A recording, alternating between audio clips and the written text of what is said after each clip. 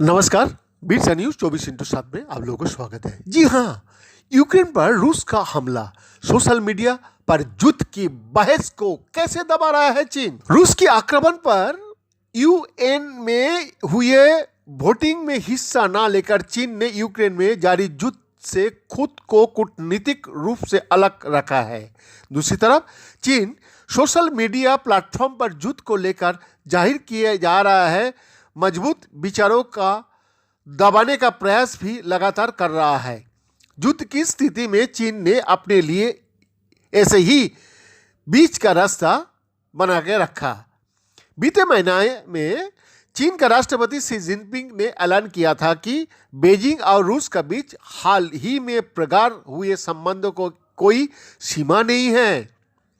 चीन social media से रोजाना उस तरफ की पोस्ट को हटा रहा है जिनमें रूसी सेना कार्रवाई का पक्ष या फिर विपक्ष में विचार जाहिर किया गया है।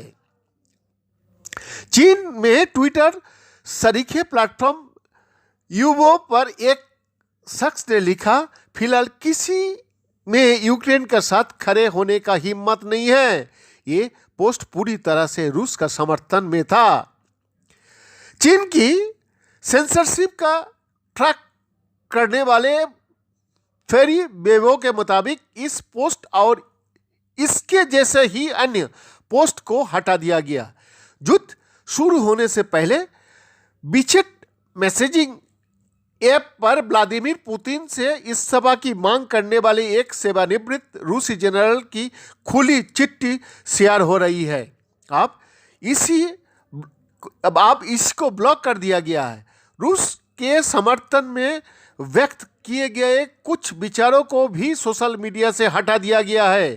रूस का सरकारी समाचार नेटवर्क आरटी का आधिकारिक वीओ अकाउंट से चीन को समर्थन के लिए एक धन्यवाद नोट लिखा गया, लेकिन इसे भी हटा दिया गया।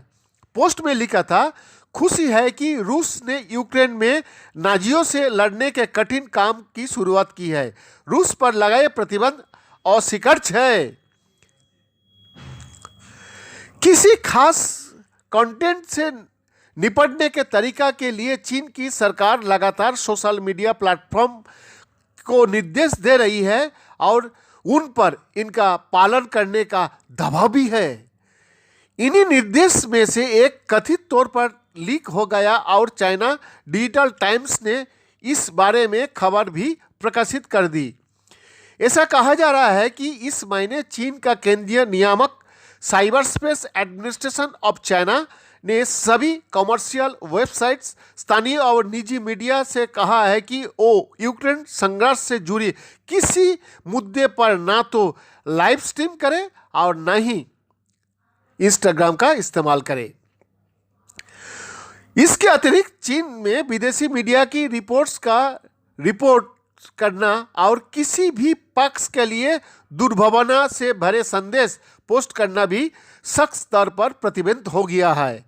चीन की मीडिया एक्सपर्ट सारा कुक इन कथित निर्देश को लेकर कहती है, मुझे ये वास्तविक लगता है, स्रोत विश्वसनीय है और नए निर्देश बीते समय में किए गए मीडिया का नियंत्रण से मेल खाते हैं। वाह जी वाह। यूक्रेन के लगभग 20 लाख लोगों का अपना घर बार छोड़कर शरणार्थी बनना पड़ा और उस आक्रमण के बाद चीन का सोशल मीडिया प्लेटफॉर्म ऐसे कई पोस्ट हटा रहा है। खतरनाक या अशांति फैलाने वाला लगता है। सरकारी और मेनस्ट्रीम मीडिया यूक्रेन की स्थिति पर लगातार रिपोर्टिंग कर रहा है, लेकिन इन खबरों में रूस की कार्रवाई की युद्ध या आक्रमण नहीं कहा जा रहा है। रियल टाइम में भ्रामक जानकारियों पर नजर रखने वाले संस्था डबलथिक लैब ने बताया कि चीनी मीडिया लगातार रूसी स्रोतों से मिलने वाली भ्रामक जानकारियों और साजिशों की कहानियां का जिक्र कर रहा है। यूक्रेन का लोगों ने अपने ही परमाणु संयंत्र में आग लगा दी है जैसे झूठे दावे के चीनी मीडिया लगातार बिना सवाल उठाए ही दोहरा जा रहा है। चीनी मीडिया में यूक्रेन के प्रतिरोध पर भी बहुत कम रिपोर्टिंग हो रही है। ना तो रूस का आक्रमण के बाद पश्चिमी देशों की व्यापक प्रतिक्रिया को ही ज़्यादा जगह मिल रहा है।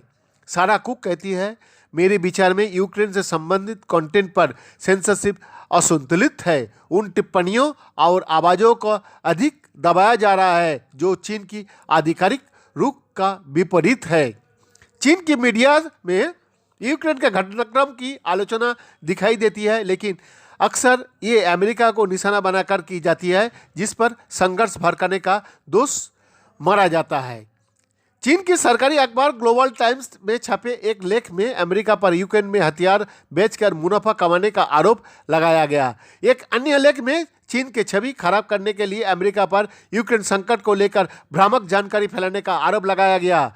चीन में जहां अधिकांश विदेशी वेबसाइट को या तो ब्लॉक कर दिया गया या फिर कड़े प्रतिबंध झेलने पड़ रहा है, वहाँ रूस का सरकारी मीडिया लंबे समय से यह आराम से काम कर रहा है।